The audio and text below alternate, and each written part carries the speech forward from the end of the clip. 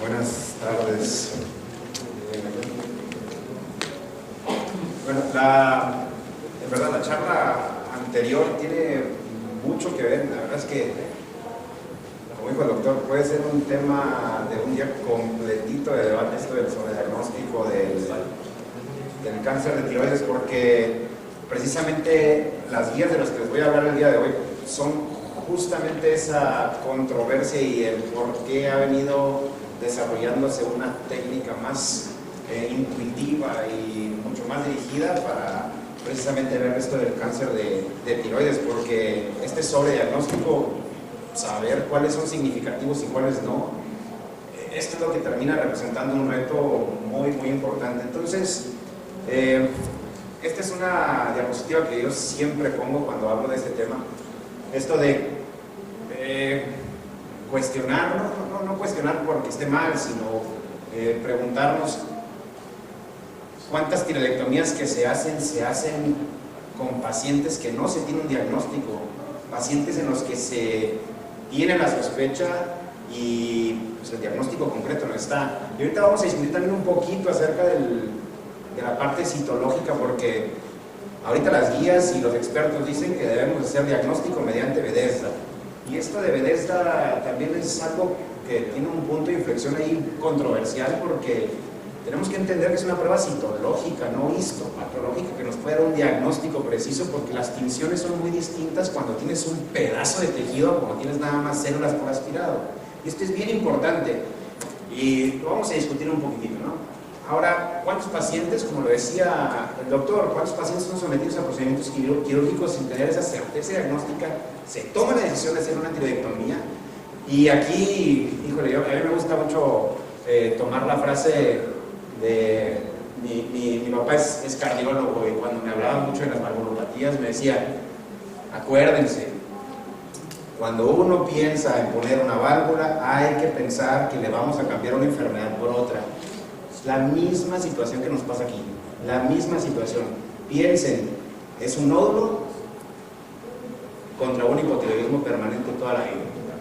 Y esa es la decisión que tenemos que tomar el grupo médico multidisciplinario que estamos participando en esto, porque ya lo están diciendo los coreanos, nos están advirtiendo, nosotros operamos y ahora estamos dejando de operar por lo que nos decía, precisamente la razón que nos decía. Entonces, ahorita también vamos a entrar un poquito en eso. Aquí sigue, por favor.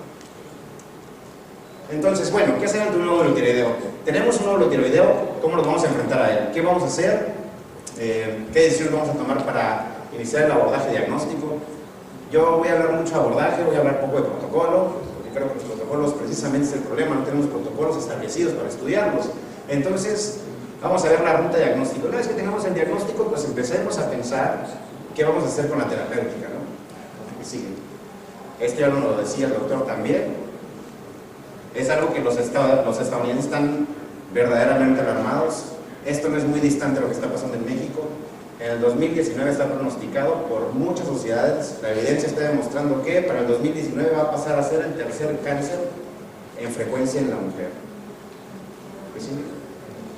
Entonces, esto, la medicina clásica, el paciente en el consultorio, palpamos, el 70% casi de las mujeres tienen, o de los pacientes más bien, tienen un nódulo tiroideo, pero de esos, los que son palpables son hasta un 5% en la mujer y 1% en el hombre. Entonces, si nos quedamos con la idea de que la palpación es la que nos va a llevar a hacer el diagnóstico, porque estamos pensando que un tumor palpable, al menos, pues mide arriba de los 2 centímetros que nos platicaba el doctor. Ahí pudiera ser palpable siempre y cuando esté en un sitio superficial, ¿no? Y entonces, hacer una biopsia, nos estamos quedando con un 5% del 70% de los nódulos que existen en tiroides, ¿no? En población general, ¿sí? Entonces, yo voy a hablar un poquito sobre todo el ultrasonido, y las guías precisamente están dándole mucha importancia al ultrasonido, precisamente porque hoy en día es el que está demostrado que tiene la mayor capacidad de ver las diferentes características morfológicas que puede tener un nódulo, para poder distinguir, intentar hacer el ejercicio de cuáles son las características morfológicas que tiene esa lesión para pensar si es maligno o benigno, y hasta ahí. Y ahorita vamos a desglosar un poquito también eso. Sí, por favor. Bueno, esto que permite clasificar, las guías están hechas precisamente con el sonido. Entonces, esto de la parte del TIRATS ha tenido muchísimas modificaciones. El TIRATS empieza con los esfuerzos de una doctora que ni siquiera se dedica a cuello. Es una doctora, es una radióloga, una chilena, se llama Eleonora Horvath, contemporánea, empieza en el 2009, bueno, un poco antes, empezó al principio de las épocas del 2000, y ella empieza con el interés, como sabe de mama, dice, pues bueno, si existe la posibilidad de que nosotros podamos ir pronosticando qué tipo de cáncer, o bueno, pronosticar cánceres a partir de lesiones nodulares en la mama, ¿por qué no hacemos exactamente lo mismo en tiroides? Son nódulos. Y entonces vamos a hacer un homólogo, y entonces, la que sigue, por favor, vamos a proponer, la que sigue, vamos a proponer un sistema muy parecido al de BIRATS, y lo vamos a llamar TIRATS. Y así empezó. Aquí hay una cosa bien importante, porque BIRATS, el dueño de BIRATS, quien hizo esto, es el Colegio Americano de Radiología. Entonces ellos empiezan con esta promoción de cómo clasificar a los nódulos mamarios, y se hizo bastante popular, no aceptado por todo el mundo, sobre todo los europeos, no les gusta usar mucho esa clasificación para los nódulos mamarios, pero pues bueno, ella empieza, quien confía en ella fue una revista americana, le publican su artículo, y a partir de aquí, ¿sí?, se empieza una ola de interés por este tema.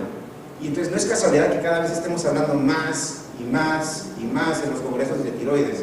Esto es algo que se está viniendo muy en boga porque ha habido mucha investigación. Entonces ahora se está investigando mucho, se está sobrediagnosticando y estamos entrando en el problema de ese extremo, ¿no? Pero esto no hace mucho, estamos hablando del 2009, esa es la primera publicación de TIRATS, 2009, estamos a punto de cumplir 10 años de que se empezó con este concepto. ¿A que sigue? Entonces, una parte bien importante de este estudio fue que se hizo estadísticamente, vaya, los expertos hablan de que estadísticamente está muy bien hecho, pero con cosas que en la actualidad no se permiten. Porque esta señora, bueno, doctora, lo que hizo fue primero clasificar. Una vez que clasificó, ella determinó cuáles son las categorías, ¿no? Después de que categorizó, dijo, bueno, ahora vamos a entrarle a las BAF. Todo aquello que esté sospechoso o no sospechoso, me vale. Lo voy a picar y lo voy a demostrar. Eso ahorita no se puede. Eso los comités de ética, de investigación, ya no lo permiten. Pero ella lo hizo. Entonces tiene un valor estadístico bastante alto. Fue durante 8 años y picó muchísimas tiroides. Y al final se validaron los resultados patológicos con las categorías TIRATS y entonces sale su publicación. Y esto es el inicio del TIRATS. Esta fue la primera clasificación y ponen los valores de riesgo que tiene cada nódulo dependiendo de la categoría que le da. La que sigue. Aquí, bueno, perdón, la anterior. Aquí lo que debe de llamar la atención y lo que se debe de destacar es que vean la categoría 4. Ella dijo con este estudio, a partir de un TIRATS 4, sea 4A o 4B, hay que picarlo, porque es sospechoso. Pero vean la discrepancia de la malignidad, vaya el rango de la malignidad que podemos tener, espantosamente alto, o más bien el rango es muy amplio, ¿no? Entonces estamos hablando de que del 5 al 80% puede ser un 4A o un 4B, entonces esto, pero pues bueno, ella dice, pues, gracias. Entonces, ella precisamente dice, bueno, esto pues, es lo que arrojó el estudio, no puedo inventar otra cosa. ¿A qué sigue? Esto era algo para nosotros como radiólogos espantosamente difícil de poder hacer, porque nos dice, está bien fácil, son 10 patrones, lo único que tienes que hacer es ver cada una de las características que tiene y entonces irlo palomeando, y al final vas a decir, es un coloide tipo 1, un coloide tipo 2, un coloide tipo 3, en fin, los 10 patrones que están aquí. Créanme que esto no era nada fácil.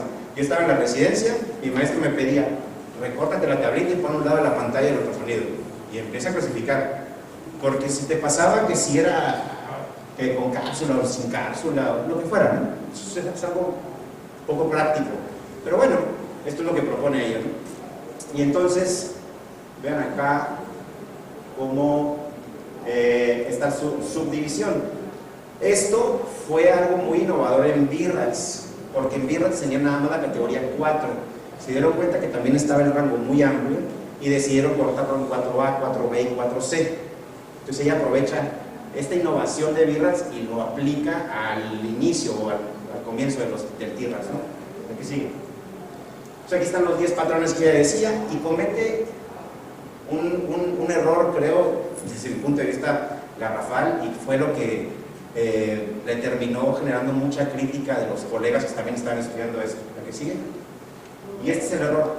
Ella dijo, las características por ultrasonido que aquí describimos pueden decir todas las lesiones tiroideas que existen. Pues, ahí hicieron las. Y el principal, la que sigue, es un surcoreano que se llama, que se apellida, es el doctor Kwak. Ahorita también vamos a hablar un poquito de él. Entonces, ella fue la primera que dice BAF, estándar de oro para el diagnóstico citopatológico, o citológico sobre todo, de las lesiones para tiroides, ¿no? Dice que las 2 y 3, los tiras 2 y 3 no merecen hacerle biopsia, pero aquí empieza la controversia del tamaño, que ya también nos hablaban la vez pasada, en la plática pasada. Yo nomás les digo, en el reporte lo comenta, las palabras. Yo no sé, pero el TIRAS 3 que yo le di no merece biopsia, pero les aviso que los que me midieron más de 10 que fueron TIRAS 3 me salieron cáncer. Pero, pues es un dato. Y hay que poner atención a esto, porque las guías, el doctor Ito trabajó mucho en esto con las guías de la ATA.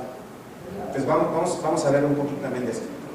Y entonces el seguimiento con ultrasonido y biopsia se debe hacer por 4 o 5 años, pero no nos dice cada cuánto, no nos dice cómo, no nos dice que tenemos que repetir cada 6 meses, ultrasonido nada más, la BAF cuándo, ahí nos deja un hueco bastante grande, pero bueno, es el primer intento.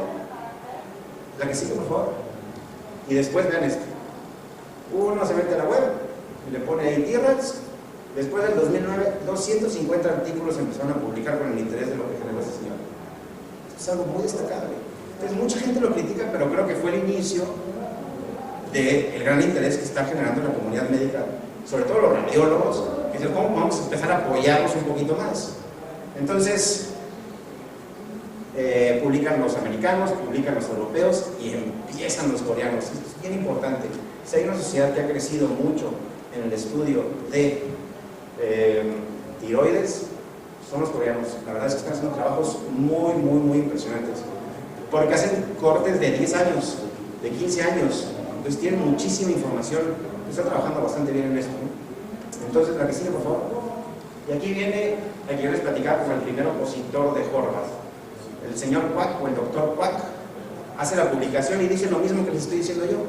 Oigan, el 4, quizá 4A, 4B, hay que hacer algo por esto, porque el rango es muy amplio, y entonces él sugiere una categoría 4C. También dice, sumamente complicado hacer un desglose de las lesiones neurales por ultrasonido con lo que nos propone. Yo les voy a proponer algo más fácil. ¿Y qué fue lo que propuso? ¿Sí? Esto, lo que he marcado en rojo, son los aspectos sospechosos de una lesión nodular. Entonces él dice, lo único que tienen que hacer es buscar si están estos puntos marcados en rojo y decir sí, y cada que digan sí es un punto. Si superamos los 4 puntos es un TIRAS 4, sencillo. Y nos dice, ¿la que sigue? Y nos dice, vamos a meter una subcategoría que se llama 4C para poder dividirlo. Y esto es lo que logra. El 4A, lo que está señalado en rojo, el 4A nos dice del 5 al 10%, del 10 al 50% y del 50 al 75%. Es lo que básicamente nos está diciendo él. Y lo compara con los estudios que hizo Horvath. Entonces él propone esa subcategoría y nos dice que a partir de 4 está de acuerdo, todo lo 4 para arriba se debe de biopsiar, ¿sí? Aparece otro autor, mucho más ventajoso creo para su época, porque estamos hablando del 2014, y en el 2014 ya venía un montón de investigación acerca de este tema, y entonces él es un argentino que trabaja en Stuttgart, y también decide publicar su forma de puntaje para T-Rex y dice, bueno, lo que hace Kwak, lo que hace Moon, que es otro coreano, lo que hizo Horvath, me parece bien, pero yo les traigo la forma más fácil de ver. Juntó estadística, hizo un estudio muy chiquitito y empezó a hacer un estilo de puntaje también utilizando el nombre de T-Rex para hacerlo, ¿no? La que sigue. Y entonces, la verdad es que era muy sencillo, en lo particular, me gustaba mucho, y así como yo clasificaba, hasta que salió T-Rex, de lo que vamos a ver más adelante. Entonces, aquí era muy fácil, tienes una tablita como estas, le dabas un punto a cada hallazgo, luego lo sumabas y determinabas si había posibilidades de hacer la biopsia, ¿no? El problema de este artículo es que tampoco nos dijo seguimiento, tampoco nos dijo qué vamos a hacer con los T-Rex 2, con los T-Rex 3, ni siquiera nos dice cuáles T-Rex 2 y T-Rex 3. Se preocupó mucho por decir cuáles son los hallazgos sospechosos para biopsiar, pero nunca nos dijo qué hacer con los que no tienen sospecha y cómo los vamos a seguir. Y eso no se había dado hasta que llegó la guía de la ATA, de la Asociación Americana de Tiroides, que le tomó mucha importancia. En el 2013 hizo una edición, en el 2015 hace un update, y entonces hasta entonces nos habla un poquito más de eso porque se da cuenta de estos huecos que están haciendo todos los autores que están publicando de T-Rex, ¿sí? Entonces, esta es una duda que todo el mundo tiene, la tengo yo, la tuvieron ellos. ¿Qué pasa con el Doppler? ¿Por qué nadie habla de la vascularidad? Porque todos vemos una lesión que está sospechosa de maligna, le ponemos Doppler color por ultrasonido y si pinta, se amoló. Esto es un cáncer, pues no.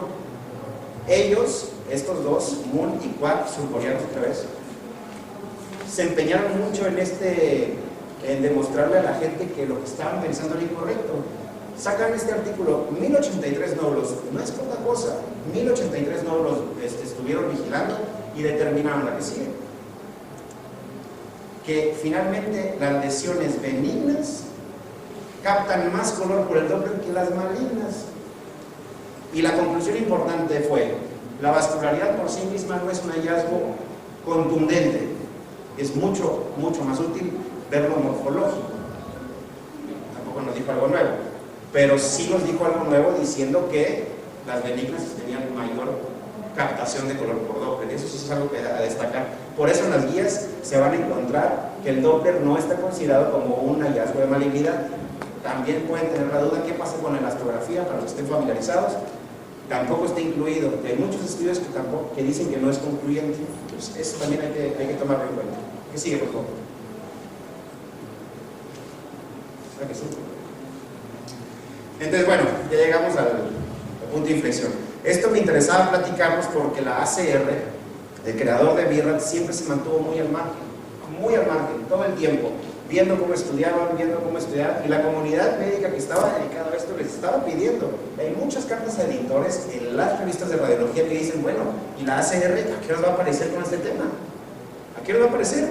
Y en el 2015 nos manda, bueno, como en el 2014 nos mandan un mensaje, nos dice, bueno, les voy a mandar una publicación donde les voy a decir qué es lo que pienso. Y mandan esta. Y fue una publicación electrónica en su página de internet, es una guía, así que pues todo el mundo la puede ver, ¿no? Y entonces nos dice, bueno, para empezar, tenemos que hablar el mismo idioma. Y el mismo idioma es el mismo idioma ecográfico. Entonces, primero tenemos que saber cómo le vamos a llamar a las lesiones, cómo le vamos a llamar a lo morfológico, y después, hasta después les voy a decir cómo darle el puntaje. Bueno, pues empezamos. Diciembre de 2015 publican bueno, le dicen el white paper, ¿no? Porque pues precisamente estamos aquí empezando con esta situación, ¿no? ¿A qué sigue? Y entonces ahora sí, es como hablar de tequila, como hablar de champán, ¿no? Ya por fin la ACR sí puede usar el término T-Rex, porque pues ellos son los inventores, ¿no? Léxico, listo, sigue.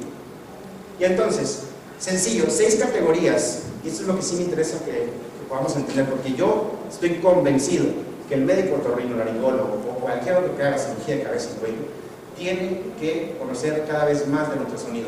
Tengo la teoría de que se pide ultrasonido poco porque el médico entiende mucho más una tomografía que un ultrasonido y no no los culpo, porque eso depende del radiólogo.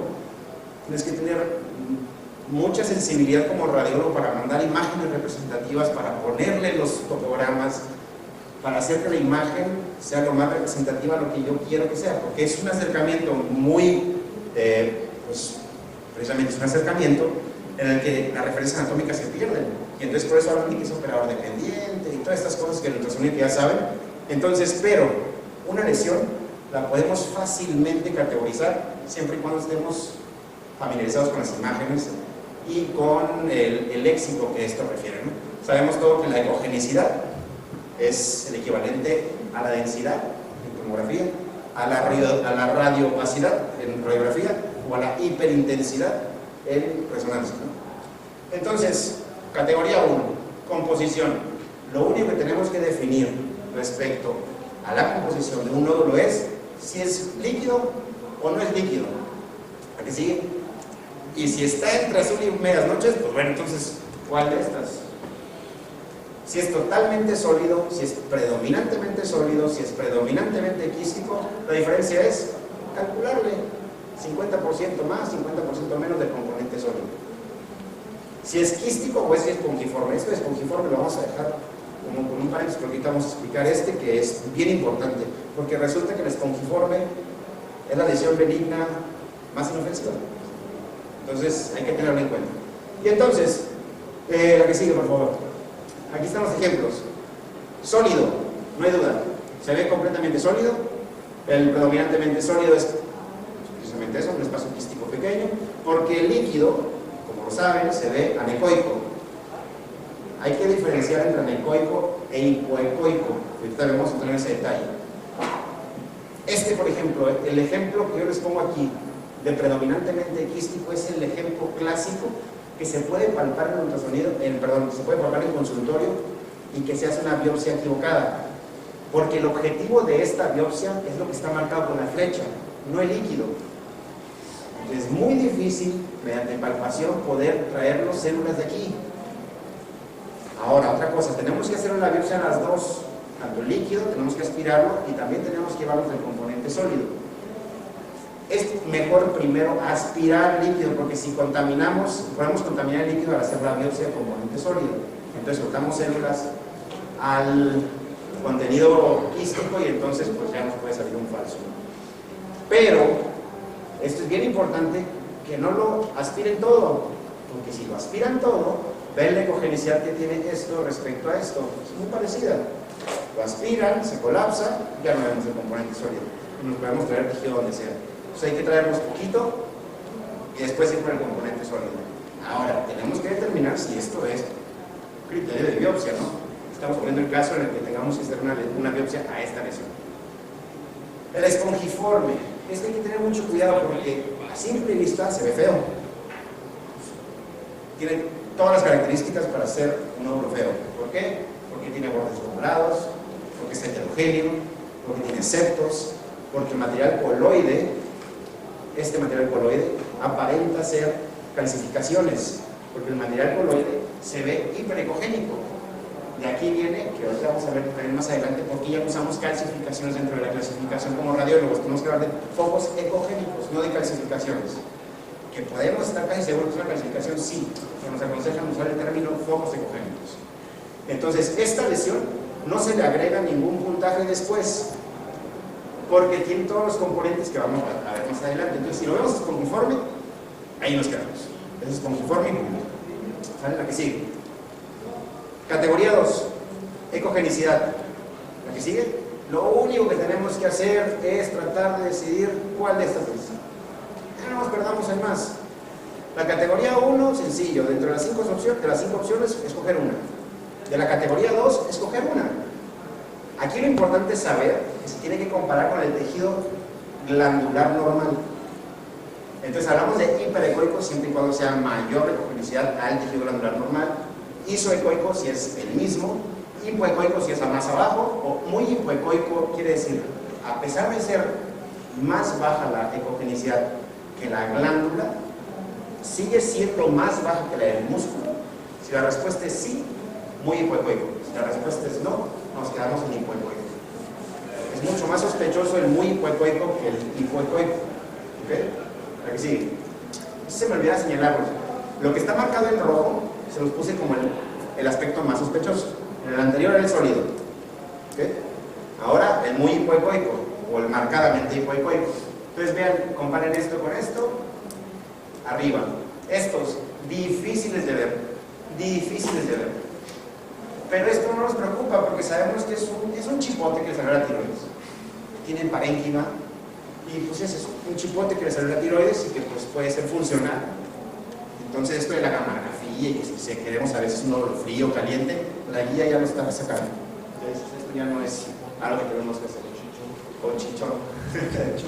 Entonces, esto isoecoico, no nos preocupa. Hipoecoico, aquí ya empieza. Aquí empieza la sospecha.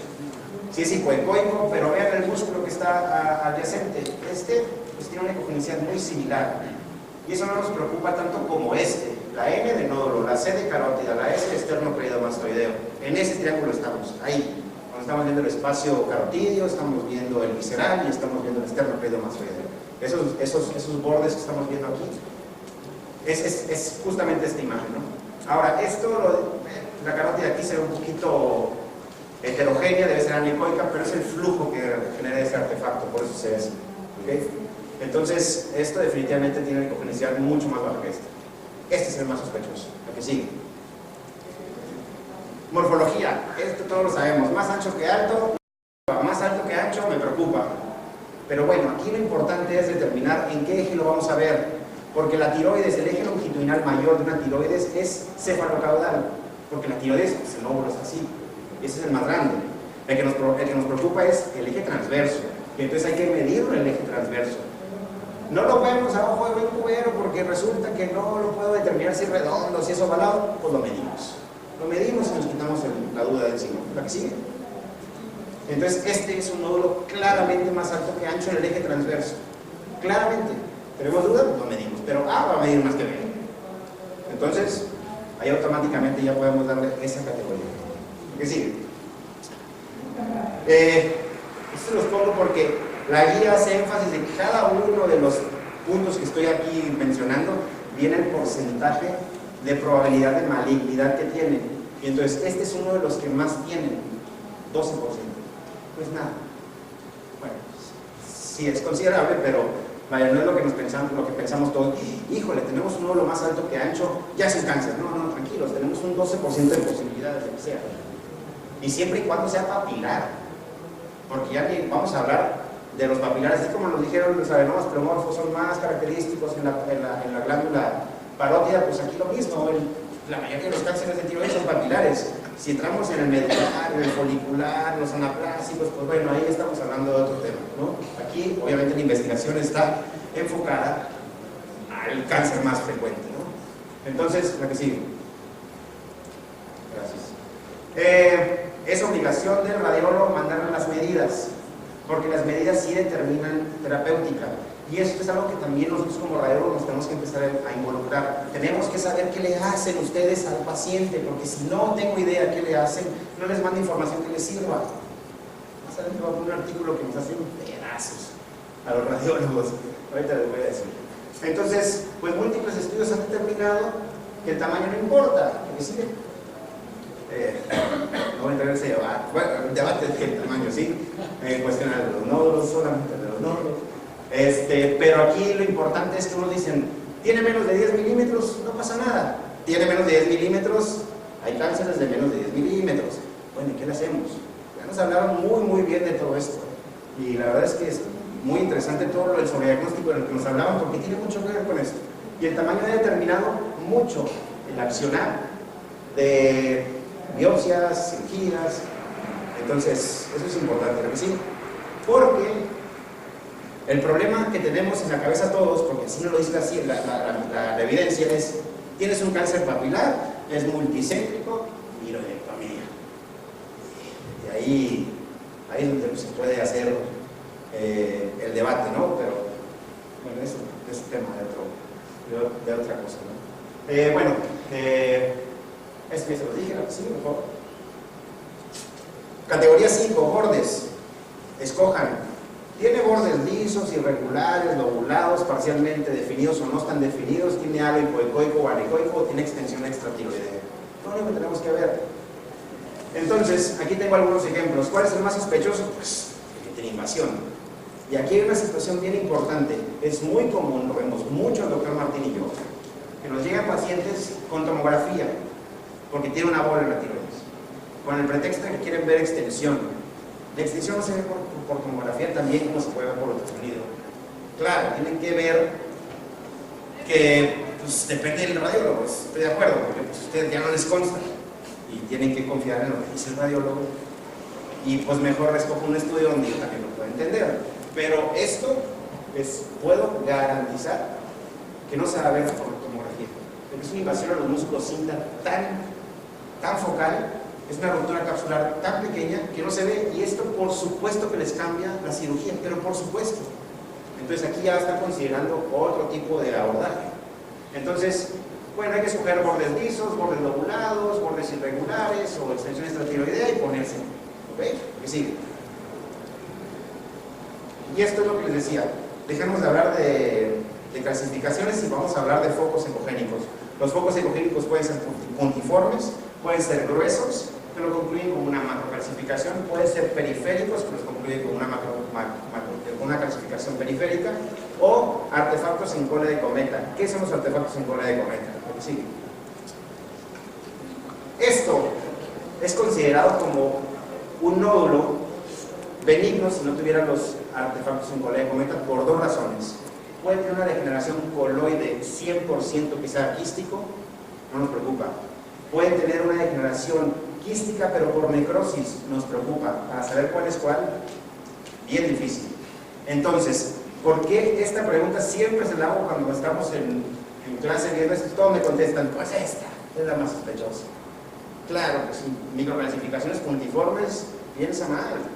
Pero resulta que debes de pensar peor con esto, porque son las microcalcificaciones en un fondo quístico. Entonces quiere decir que probablemente la lesión ya avanzó. Y quiere decir que se está necrosando, no se está degenerando por coloide. Y entonces a este tipo de patrón le consideran un 15% de malignidad. Muy raro encontrarlo, pero si lo encuentras, representa el más alto, el sospechoso o el más sospechoso, ¿no? Aquí sigue, por favor. Aquí tiene, ¿no? 15% de malignidad, lo que presentan. Pero también hay artefactos en cola de cometa grandes. Bueno, y a partir de cuándo es pequeño y cuándo es grande no nos dice. No nos dice. Pero bueno, aquí lo importante es ver múltiples artefactos en cola de cometa en un fondo quístico, 15%. ¿Vale? Sí. Entonces, bueno, aquí les hago un resumen. ¿Qué es lo que tenemos que hacer? Esto está muy fácil, entonces es la forma en la que recorto. Sencillo. Tenemos un nódulo localizado en el polo superior del lóbulo derecho, de composición sólida, hiperecoico, más alto que ancho, mide tanto por tanto, tiene bordes irregulares, no tiene focos hipogénicos. Esa es mi lógica. Si no ven la imagen, al menos esto los puede orientar maravillosamente. Si quieren utilizar T-RADS, si quieren utilizar T-RADS. Entonces, es una guía para que nosotros reportemos, es la forma en la que le debemos reportar, es el objetivo de este trabajo, que hablemos el mismo idioma, radiólogos y cirujanos. ¿Sí? Entonces, después de 2 años, nos mandan esta publicación, nos dicen, ya, ahí les va, ¿cómo deben hacer el puntaje? ¿La que sigue? Y entonces, este es el resumen, lo pueden leer, pero este es el resumen. Y nos dicen, ya que sabes cómo se le llama a cada lesión, entonces lo vamos a poner en el contexto de puntaje. El puntaje nos va a decir, bueno, T-RADS 1, 0 puntos, T-RADS 2, 2 puntos, T-RADS 3, 3 puntos, pero aquí viene con la controversia del tamaño. Aquí viene, ¿no? T-RADS 4, y lo único que tenemos que hacer es sumar, y si la medida es la que dicen aquí, pues le damos un seguimiento, le damos biopsia por aspiración. ¿Vale? La que sigue, por favor. Ya tenemos el nódulo, ya le hicimos la categoría, ya sabemos más o menos de qué se trata. ¿Ahora qué vamos a hacer? ¿Ahora qué vamos a hacer? ¿La que sigue? Y entonces, esto creo que ya no nos tengo que convencer mucho, lo usamos mucho para convencerlos. Son 15 años de estudio, casi 10.000 nódulos. en el que nos dicen, ¿saben qué? La biopsia por la boca, por aspiración, es mucho más, es mejor si hacemos con ultrasonido, que es en el...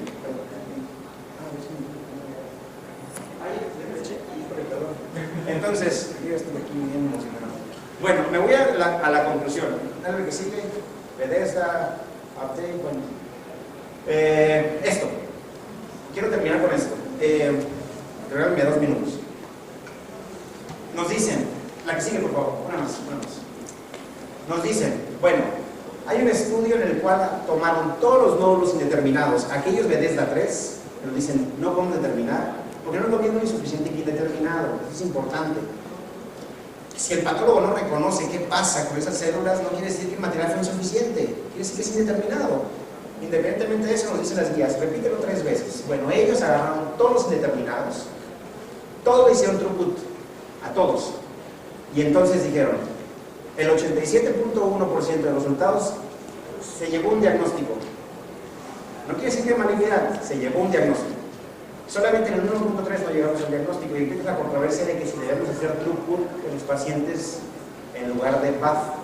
El estudio anterior nos dice, pues no te limites, haz BAF y throughput y tienes un porcentaje de como el 90, una posibilidad como el 90-92% de atinarle al diagnóstico. Entonces, el mensaje aquí es, bueno, ¿por qué no estamos haciendo throughput? Eso es algo importante. Y la otra situación es, con el diagnóstico que vamos a hacer, lo que nos dicen los coreanos es, no le busques porque le vas a encontrar. Justo lo que nos está diciendo el doctor en la charla previa. No le busques porque le vas a encontrar. Entonces, te dicen, el tamaño es importante, vamos a biopsiarlo solamente si cumple esos criterios, pero si te lo vas a encontrar anterior, o sea, más chiquitito, le vas a encontrar cáncer. Entonces, ¿para qué no es una controversia de que si le digo o no le digo? No le busques. No le busques. Y entonces, ellos nos dicen, bueno, lo que vamos a hacer es darle seguimiento a los pacientes de esta forma y entonces le vas a dar una categoría menor con el tratamiento, pues, digo, con el T-RAX, entonces pues se acaba la discusión de que si éticamente ya sé y no le dije. No, simplemente no sabemos. Entonces, bueno, este tema tiene tela donde cortar. Hay muchas otras controversias en cuestión a los ganglios. En el ultrasonido sirve mucho para ver ganglios. Es importante saber qué es lo que van a hacer para saber si le van a hacer una tiroidectomía, mitrectomía, le van a hacer una radical selectiva, en fin, hay muchas cosas que el radiólogo puede aportar y pues bueno, se está trabajando mucho en esto y pues bueno, habemos radiólogos que sí estamos muy interesados por esta parte, ¿no? Les agradezco el tiempo. Cualquier duda,